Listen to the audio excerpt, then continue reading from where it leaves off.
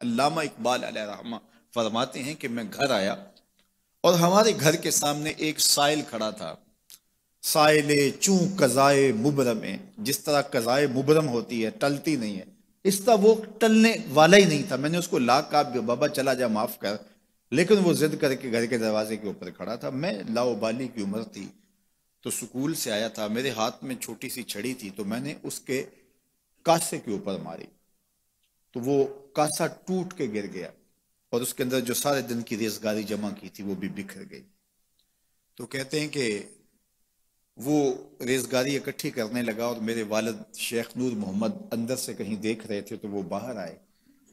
उन्होंने वो रेजगारी इकट्ठी करके उसको दी और उसको और पैसे दिए और उससे माजरत की और उसको रुखसत किया और मुझे बाजू से पकड़ के अंदर ले गए। इकबाल कहते हैं मैंने सारी जिंदगी अपने वालिद गिरामी को यूं बिलक बिलक के रोते नहीं देखा था। मेरे वालिद ने मुझे बिठा लिया और कहने लगे कि इकबाल, अगर कयामत के दिन रसूलुल्लाह ने पूछ लिया कि तेरा बेटा फकीरों के कासे तोड़ता था, तो बता मैं हुजूर को जवाब क्या दूंगा। तो कहते हैं कि बस वही लम्हा मेरी तरबियत का था। बल्कि इकबाल फिर सारी जिंदगी कहा करते थे, नामे तो अज पिदर आमोख्तम, हुजूर आपका नाम, आपकी मोहब्बत मैंने अपने बाप से सीखी। यानी हुजूर का सामना कैसे करूंगा। और फिर ये इकबाल के कलाम में आखिर तक ये चीज आती है कि कैसे हुजूर का सामना होगा। तू गनी अजहर दो आलम मन फकीर, रोजे महशर उजरहाए मन पजीर, गर तुम्ही बीनी हिसाबम ना गुजीर, अज निगाहे मुस्तफ़ा पिन्हा बगीर। इकबाल भी फिर आखिर में दुआ करते हुए अल्लाह की बारगाह में अर्ज गुजार होता है, मालिक तू गनी है, मैं तेरा फकीर बंदा हूं, तू मुझे यूं ही माफ कर दे, मेरा हिसाब ना लेना। लेकिन अगर मेरा हिसाब लेना बड़ा जरूरी भी हुआ तो ये मेहरबानी करना हुजूर के सामने ना लेना, मैं हुजूर को क्या मुंह दिखाऊंगा। तो ये फिक्र मिली कहां से, ये बाप की तरबियत से मिली, ये मां की आगोश से मिली। तो ये माँ बाप की जिम्मेदारी है कि बेटा जब किसी का दिल तोड़े, जब किसी से ज्यादती करे, तो बाप वहीं उसका रास्ता रोके।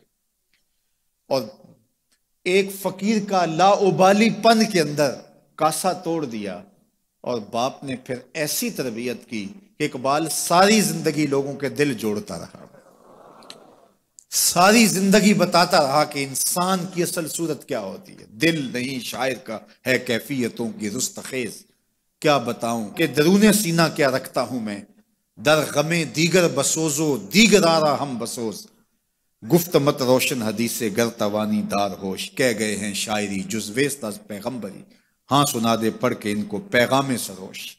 वो कहता है दूसरों के गम में जलना और फिर उस गम को जहान में फैला देना, इसी का नाम शायरी है। फिर इकबाल ने वक्री शायरी की, शायर तो और भी हैं, लेकिन इकबाल कहता है शायरी अज मसनवी मकसूद नेस्त, बुत फरोशी बुत गरी मकसूद नेस्त, कुश्ताए अंदाजे मुल्ला जामियम, नज्मो नसरे इलाज खामियम। वो कहता है कि मैं ये बुत नहीं बना रहा कि ये गजलें तराश के और ये नज्में तराश के लोगों से दाद वसूल करो। बल्कि किसी ने इकबाल को कहा यार कोई गजल तो सुनाओ, तो इकबाल रो पड़ा, कहा हुजूर मैं अपने शेरों की दाद कयामत के दिन आपसे ही लूंगा।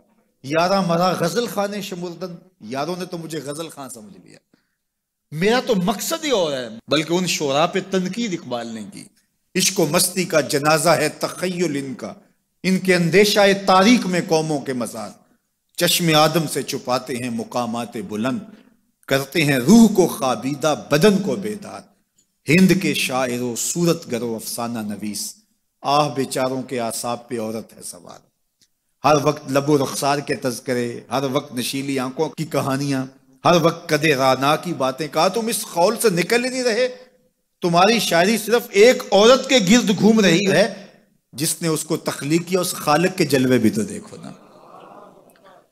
तो इकबाल फिर इकबाल बनता है और उसको ये शऊर, ये आगही, ये नूर मिलता कहां से है, ये बाप सिखाता है। बाप के बाद फिर मौलवी मीर हसन मिलता है जो उस्ताद इकबाल को इकबाल बना देता है। तो ये माहौल इंसान को सिखाता है। तो मैं और आप देखें कि हम अपनी औलाद को क्या दे रहे हैं। तो कभी भी अपनी औलाद को इसकी इजाजत ना दें कि वो किसी कमजोर पर जुल्म करे। जब कमजोर पर आपकी औलाद जुल्म करती है, ज्यादती करती है, तो फिर वो बड़ी होकर के जालिम बनेगी, जाबिर बनेगी।